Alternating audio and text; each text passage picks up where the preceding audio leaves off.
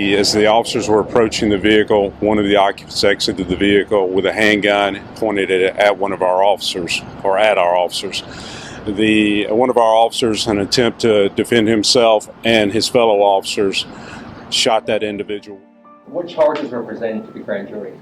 There were no charges presented to the grand jury. Basically, what was presented to the grand jury were the facts, and the grand jury was to decide that we need to actually charge the officer with anything. And if that would have been the case, we would have drawn a presentment to ask for charges. Is this case civil or criminal? Basically, it's a criminal case. It was presented as a criminal case, yes.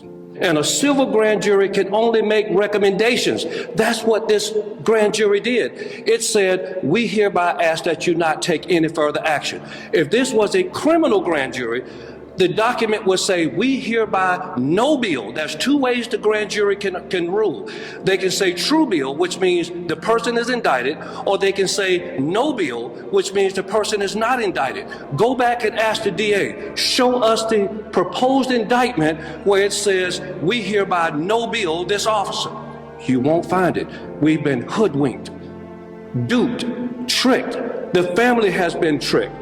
Let me tell you, this is a sham. As an African American, you hate to see any African American shot down.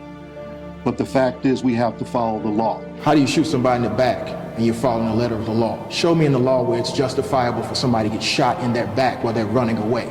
But this time, enough is enough. We have met with the DA twice, and he has been so condescending.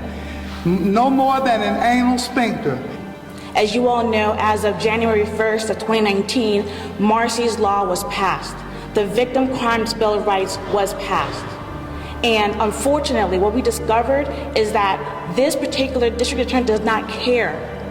He does not want to abide by that. Today, we were not told about the grand jury until 11 a.m. This family had only less than an hour to get dressed, drive 20 miles to come up here. My response is, at this particular point, turn over all the evidence. We'll go through it. We're going to file the $50 million lawsuit. We're going to depose every single witness, including probably the district attorney. So this is not the end of this. I tell you, this is a sham. This man should resign. The DA should resign completely right away.